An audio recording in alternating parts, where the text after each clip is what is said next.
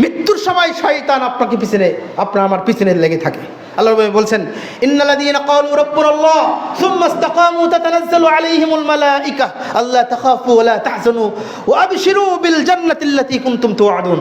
মানুষ যখন ইন্তেকাল করে বলছেন, ওয়া ইন্নাল্লাযীনা ক্বালু, যারা বলে রব্বুনাল্লাহ, আমার রব আল্লাহ, সুম্মা ইসতাকামু, অথবা এটার উপরে ইস্তিকামাত থেকে দৃঢ় থাকে, কোনোদিন শিরক করে না, কোনোদিন বিদআত করে না, কুফর নিফাকের অন্তর্ভুক্ত হয় না, যারা এমনটা করবে তাতানাজ্জালু আলাইহিমুল মালায়েকা, ইয়ানি তাতানাজ্জালু আলাইহিমুল মালায়েকা ইনদাল মাউত, তখন মৃত্যুর আগ মুহূর্তে অসংখ্য ফেরেশতা তার উপরে নাজিল হতে থাকে। সুবহানাল্লাহ বিহামদি।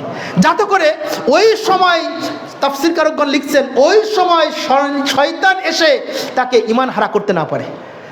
ওই সময় এসে শয়তান ঈমান হারা করতে না পারে, তখন ফেরেশতা ওই ঈমানদার মানুষের উপরে শত শত ফেরেশতা নাজিল হতে থাকে।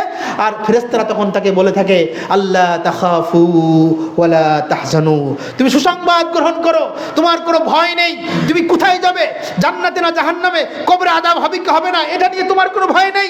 ওয়ালা তাহজানু, পৃথিবীতে কাকে রেখে এসেছো, কি অবস্থায় আছে, স্ত্রী সন্তান পুত্র কি অবস্থায় আছে, বাবা মা কি অবস্থায় আছে, এটা নিয়ে তোমার কোনো টেনশন নেই।